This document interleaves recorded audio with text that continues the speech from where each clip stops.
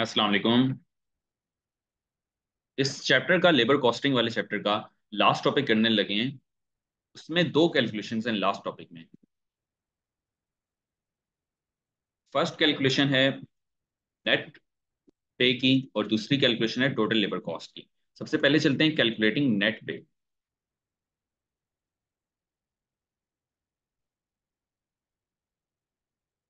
Net पे कैसे calculate होती है, सबसे पहले ये जानना चाहिए कि नेट पे होती क्या है। एक होती है ग्रॉस वेज या ग्रॉस पे,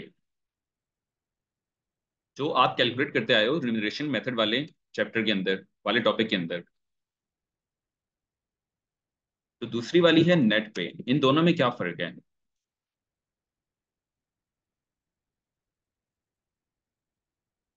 ग्रॉस वेज होती है amount earned by the employ, कि नेट पे होती है amount paid to the employ.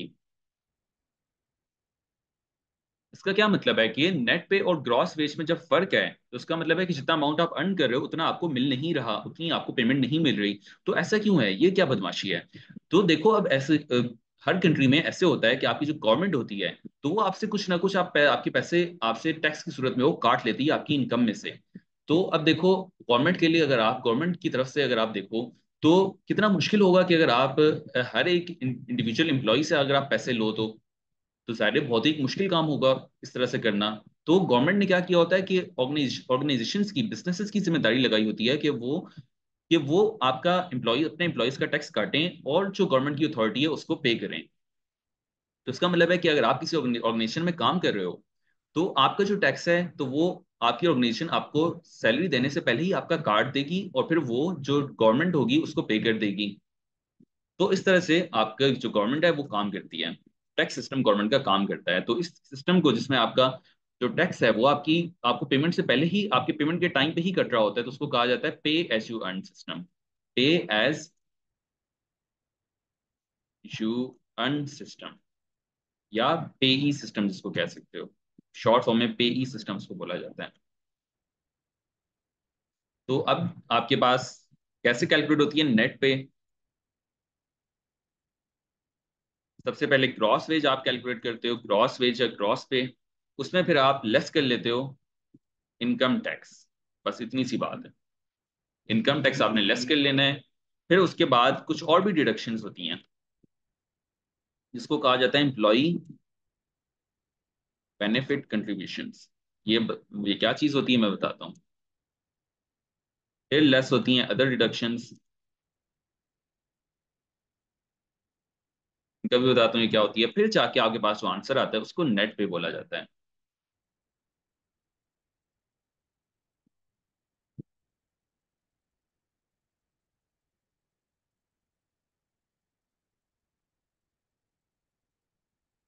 तो अब ग्रॉस वेज का आपको क्लियर है, आपको कैलकुलेट करना आती है क्योंकि रिम्यूनरेशन मेथड वाले चैप्टर में आपने सीखा था।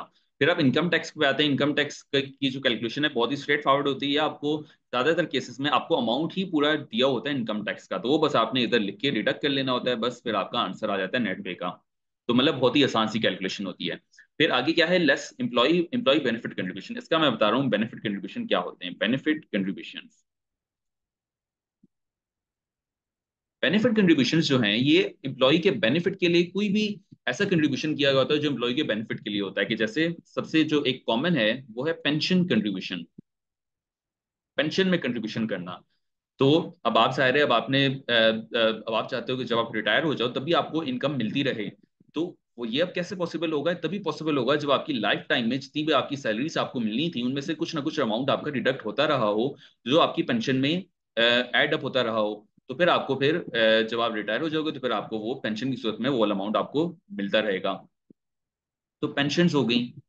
फिर इसी तरह इंश्योरेंस कि जो आपने इंश्योरेंस की कंपनीज है उनको आपने कुछ ना कुछ अमाउंट पे करना है। तो होता है ऐसे है कि पेंशन्स की जो पेमेंट्स हैं, इंश्योरेंस की जो पेमेंट्स हैं, तो ये सारी पेमेंट्स कौन कर रहा होता है? इंडिविजुअल एम्प्लॉय नहीं कर रहा होता अपने लिए, वो ऑर्गेनाइजेशन कर रही होती है एम्प्लॉयज के बिहाफ पे। मतलब है कि ये वाली जो अमाउंट्स हैं ये बियर कौन कर रहा होता है? बियर एम्प्लॉय, एम्प्लॉय खुद कर रहा होता है। ठीक है, मतलब आपने यूं देखना है कि बॉन्ड बाय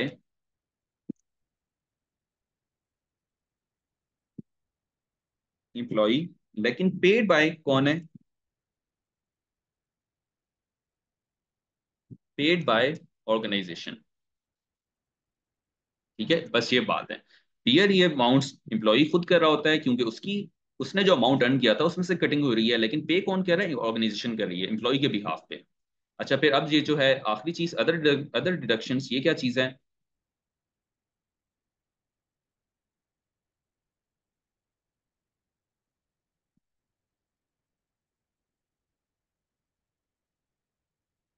अदर डिडक्शंस होती है जैसे कि लोन रिपेमेंट्स, कि आपने लोन ले लिया था पिछले साल कुछ एक दो महीने पहले, तो फिर अब उसकी रिपेमेंट्स अब आपकी कट रही हैं आपकी सैलरी में से, लोन लोन रिपेमेंट्स हो गई। इस तरह की और भी कोई भी इससे मिलती जुलती कोई भी और अदर डिडक्शंस हो सकती हैं। तो इस तरह से कैलकुलेट होती है नेट पे। अब इसका क्वेश्चन कर लेते हैं। ये मैं क्वेश्चन यहाँ पे लिख रहा हूँ, तो एक क्वेश्चन अटेम्प्ट करते हैं इसका।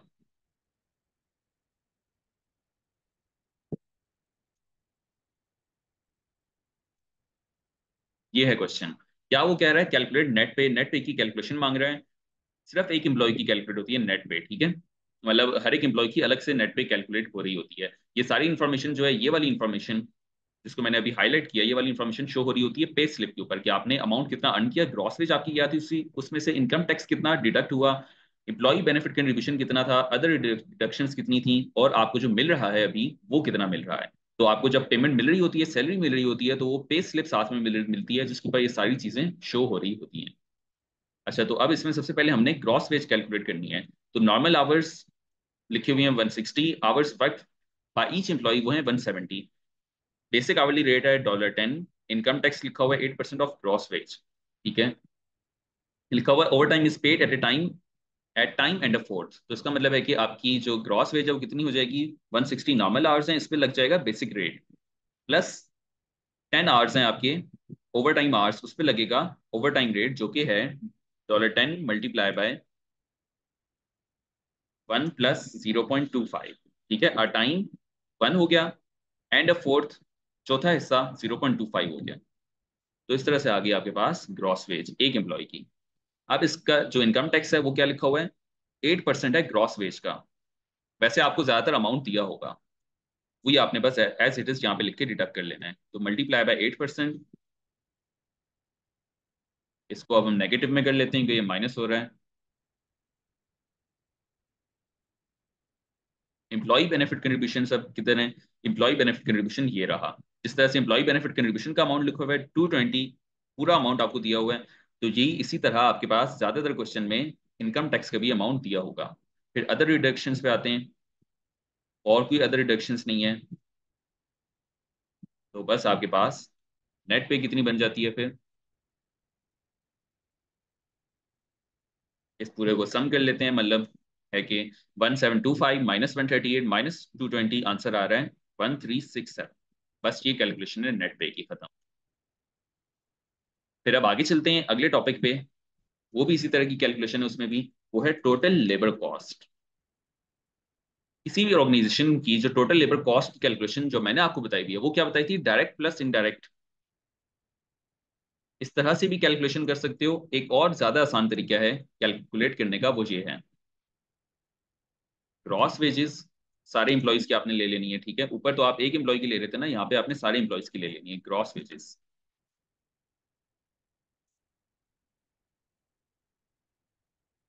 फिर उसमें अब आपने ऐड करनी है वो वाली कॉस्ट जो ग्रॉस वेजेस के अलावा है एम्प्लॉइज से रिलेटेड। उसमें एक इंपॉर्टेंट कॉस्ट आती है एम्प्लॉयर बेनिफिट कंट्रीब्यूशन। ये क्या चीज है? आप एम्प्लॉयर बेनिफिट कंट्रीब्यूशन, ऊपर क्या था? एम्प्लॉई बेनिफिट कंट्रीब्यूशन था। एम्प्लॉई बेनिफिट कंट्रीब्यूशन, यहाँ पे क्या है? Employer benefit contribution. क्या फर्क है इन दोनों में? देखो, यहाँ पे याद रखो कि जैसे बेनिफिट कंट्रीब्यूशन का तो मैंने आपको कहा, ये तो पेंशन होती है, इंश्योरेंस होती है। तो क्या आप ऑर्गेनाइजेशन की भी पेंशन है? तो ऐसी बात नहीं होती है।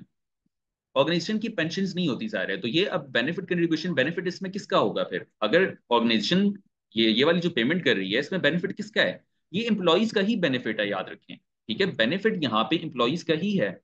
तो असल में बात क्या है फिर? इसको एम्प्लॉयर बेनिफिट कंट्रीब्यूशन क्यों बोला जा रहा है? क्योंकि देखो, ये ऊपर मैंने यहाँ पे लिखा था कि एम्प्लॉय बेनिफिट कंट्रीब्यूशन कौन बियर करता है? एम्प्लॉय। और पे कौन करता है? ऑर्गेनाइजेशन।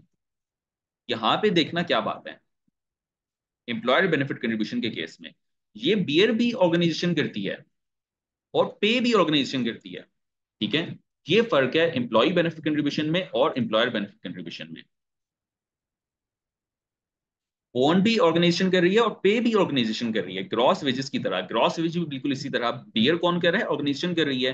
पे भी कौन कर रहा है, ऑर्गेनाइजेशन ही कर रही है। ठीक है, तो ये असल में ऐसी चीज है एम्प्लॉयर बेनिफिट कंट्रीब्यूशन के। फॉर एग्जाम्पल आपके एम्प्लॉइज थे, एम्प्लॉइज की पेंशन कंट्रीब्यूशन में आप उनकी ग्रॉस वेज के अलावा जो एम्प्लॉय खुद से अपना अमाउंट अपनी सैलरी में से अपने जो अमाउंट उसने अर्न किया होता है उसमें से जो अमाउंट पे कर रहा है उसके अलावा आप एक एक्स्ट्रा अमाउंट उनकी बेनिफिट कंट्रीब्यूशन में आप डाल रहे हो, उनकी पेंशन के अंदर आप डाल रहे हो। तो ये क्यों करती हैं ऑर्गेनाइजेशंस? क्योंकि गवर्नमेंट की पॉलिसीज होती हैं अक्सर कि आपने अपने एम्प्लॉयज की पेंशन में आपने इतने परसेंट आपने कंट्रीब्यूट करना है ग्रॉस वेजेस के अलावा। तो इस वजह से ये कंट्रीब्यूट कर रही होती हैं, तो इसको कहा जाता है एम्प्लॉयर बेनिफिट कंट्रीब्यूशन। कहाँ पे कंट्रीब्यूट हो रहा है? एम्प्लॉई की बेनिफिट के ऊपर, एम्प्लॉई की पेंशन कंट्रीब्यूशन, एम्प्लॉई की पेंशन में, एम्प्लॉई की इंश्योरेंस के ऊपर। ठीक है, तो ये वाली बात हो गई। फिर उसके बाद और इसमें ऐड होती हैं अदर एम्प्लॉयर कॉस्ट्स। और कोई भी एम्प्लॉयर को कॉस्ट अकर हुई अपने एम्प्लॉय से रिलेटेड तो वो यहाँ पे आ जाती हैं। यहाँ पे नॉर्मली जो चीजें आती हैं अदर एम्प्लॉयर कॉस्ट में वो ये हैं। NIC पेमेंट्स, ये क्या है? ये एक तरह का टैक्स होता है यूके में। Tax in UK in respect of employees. Employees से रिलेटेड बस एक टैक्स होता है यूके में जो ऑर्गेनाइजेशन ने पे करना होता है। ठीक है, यहाँ पे एम्प्लॉयर का जब भी वर्ड यूज हो रहा है तो आपने क्या माइंड में लाना है? ऑर्गेनाइजेशन। अच्छा, फिर अदर एम्प्लॉयर कॉस्ट में और क्या चीजें आती हैं? और आ जाती हैं फॉर एग्जाम्पल ट्रेनिंग की कॉस्ट वगैरह। तो कोई भी कॉस्ट जो आपके एम्प्लॉय से रिलेटेड है उनकी ग्रॉस वेज के अलावा तो यहाँ पे अदर एम्प्लॉयर कॉस्ट में आ जाती है, ये इसमें एडअप हो जाती है। फिर आपके पास जो आंसर आ रहा होता है उसको बोला जाता है टोटल लेबर कॉस्ट। ठीक है, तो बस अब इसका भी क्वेश्चन करते हैं।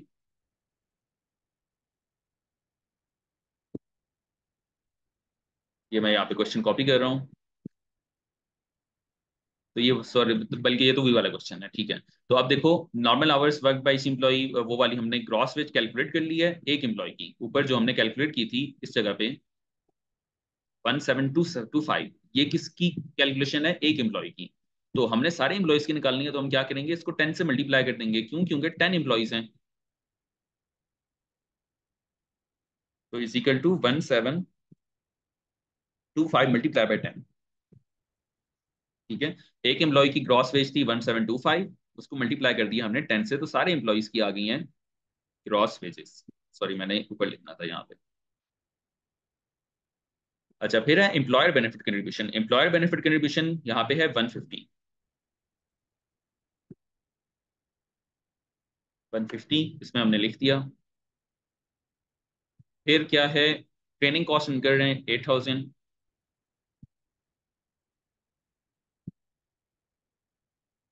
8000 इसमें प्लस कर देंगे। सम निकालते हैं, इनका टोटल करते हैं। 17250 plus 150 plus 8000 is equal to 25400। ठीक है, तो ये बस आपका आंसर है। बस इतनी सी आपकी कैलकुलेशन थी, बस यही काम था यहाँ पे। ठीक है, ये आपका टॉपिक खत्म हो गया। ओके, अल्लाह हाफिज।